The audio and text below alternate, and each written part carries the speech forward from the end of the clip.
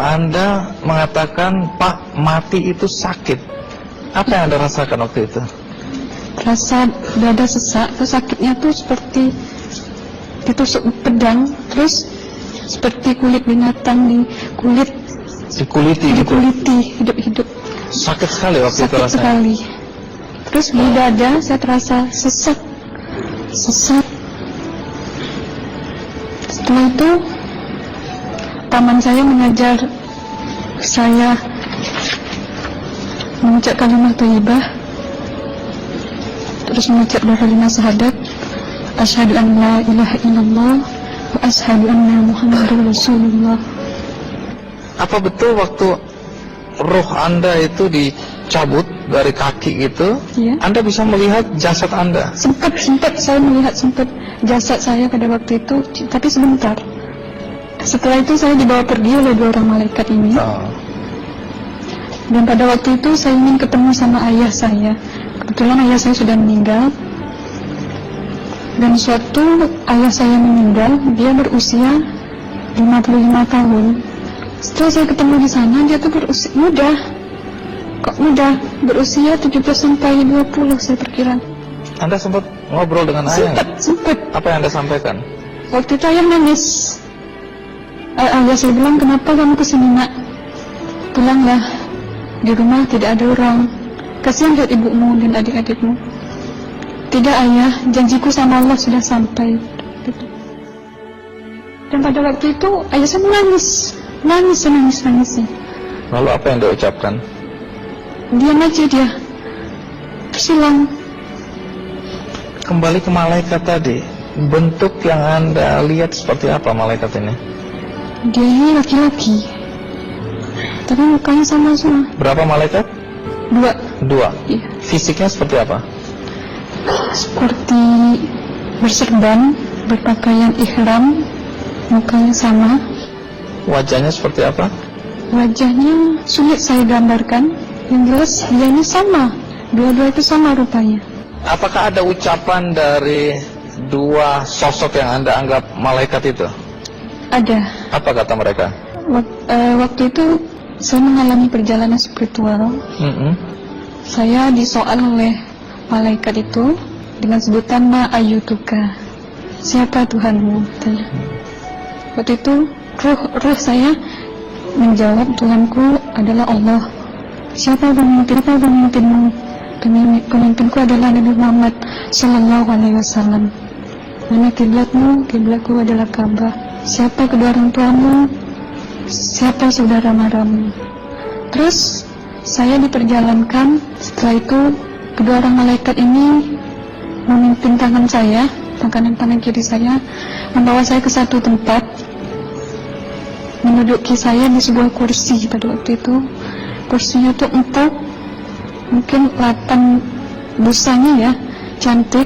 Terus di sana saya duduk di sebelah kanan saya ada tiba-tiba berwujud seorang perempuan. Dia mengaku amal. Kamu siapa? Saya, aku adalah amalmu semasa kamu hidup di atas dunia. Dan selama kamu di sini, saya akan menemanimu sampai yaumul akhir, itu katanya. Dan pada waktu itu saya melihat perempuan-perempuan solehah berpakaian muslimah, berkerudung, mencium pipi kanan, pipi kiri. Mungkin salam perkenalan pertama waktu menduduki di situ. Setelah itu saya dihijrahkan lagi, dibawa oleh 2 orang malaikat ini lagi, melihat dosa-dosa besar ya. Di sana saya diperlihatkan ada seorang laki-laki memikul besi di bahunya. Saya perkirakan besi itu mungkin beratnya tuh berton kali ya. Berat sekali ya? Berat sekali. Terus dia berjalan nggak sampai ke tujuannya, berlumuran darah nanah, baunya na'udzubillah misalnya. Bajunya tuh sobek-sobek. Waktu itu roh saya disaksikan oleh Amal. Saya tanya kepada Amal, roh tanya sama Amal, wahai amalku, dosa apakah yang manusia ini lakukan sewaktu ia hidup di atas dunia? Amal menjawab pada waktu itu, suatu manusia ini di atas dunia, dia ini adalah menyantet orang, meneluh orang, sehingga dia berjalan nggak sampai yaumul akhir katanya. Yang kedua, saya melihat ada seorang laki-laki saling bunuh-membunuh. Sebentar kayak gitu lagi. Sewaktu manusia ini hidup di atas dunia, dia adalah seorang pembunuh, hingga dia tidak mau bertanggung jawab terhadap orang yang dibunuhnya. Terus yang ketiga, saya melihat ada seorang laki-laki dihujam kemaluannya pakai besi panas, timah panas itu ya, hingga menembus. Waktu itu saya roh bilang sama amal, wahai amalku, dosa apakah yang manusia ini hidup di atas dunia? Amal waktu itu menjawab, suatu manusia ini hidup di atas dunia, manusia ini adalah seorang perzina. Setelah itu saya melihat ada seorang laki-laki dihujam kemaluannya pakai besi panas, timah panas itu ya, hingga menembus. Waktu itu saya roh bilang sama amal, wahai amalku, dosa apakah yang manusia ini hidup di atas dunia? Amal waktu itu menjawab, suatu manusia ini hidup di atas dunia, manusia ini adalah seorang perzina. Setelah itu saya melihat ada seorang laki-laki disebati oleh rotan. Rotannya itu menyebati kulitnya tuh hingga lepas daging sama kulitnya. Itu amal menjawab, suatu manusia ini hidup di atas dunia, dia ini tidak pernah sholat Islam, hingga waktu matinya pun dia tidak mengucap 2 kali syahadat. Dan pada waktu itu roh sama amal sempat menghafiz Quran pada waktu itu dengan harapan supaya orang manusia yang Allah siksakan ini bisa terampuni dosanya. Jadi masih sempat waktu itu ya? Iya, roh sama amal yang menghafiz Quran, bertahzim, bersalawat, baca ayat 1000 dinar, membaca yasin. Tapi sayang, bahkan tambah banyak, Allah tidak mengampuni dosa-dosa mereka sayangnya. Setelah itu, akhirnya yang terakhir kali berzikir.